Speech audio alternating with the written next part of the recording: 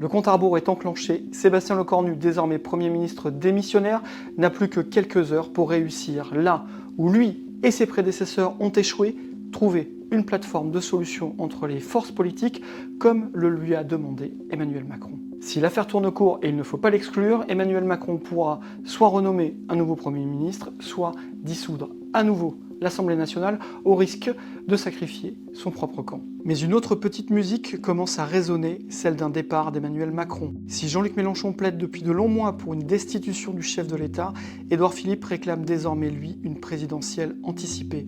De Mélenchon à Philippe, le problème n'est pas à l'Assemblée, mais à l'Élysée. Si ces trois options sont sur la table, c'est bien parce que cette mission de la dernière chance, confiée à Sébastien Lecornu, semble quasi impossible. Surtout après la chute de son premier et dernier gouvernement, après seulement 14 heures d'existence. Nommé dimanche soir, il est tombé lundi matin, lorsque le Premier ministre a donné sa démission à Emmanuel Macron.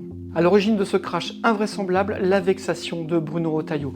Le ministre de l'Intérieur et président des Républicains n'a pas supporté la nomination aux armées de Bruno Le Maire. En 2017, celui-ci a quitté François Fillon pour rejoindre Emmanuel Macron, une trahison qui lui a permis de rester pendant 7 ans ministre de l'économie. Alors qu'il était en retrait de la vie politique depuis 1 an, ce retour de Bruno Le Maire a été d'autant plus difficile à digérer pour Bruno Retailleau qu'il n'a pas obtenu le tiers des postes ministériels qu'il exigeait. En déclarant dès dimanche soir que ce gouvernement ne reflétait pas la rupture annoncée, Bruno Retailleau a sonné la fin du bail de Sébastien Lecornu à Matignon. Si ce gouvernement n'avait que peu de chances de durer, personne n'avait anticipé que le coup fatal viendrait de l'intérieur du socle commun et encore moins du ministre de l'Intérieur lui-même. En agissant ainsi, Bruno Retailleau a donc ouvert une crise politique majuscule. Sébastien Lecornu avait promis des ruptures, il n'a pas menti, il n'a juste pas dit qu'elles auraient l'intensité d'un tremblement de terre.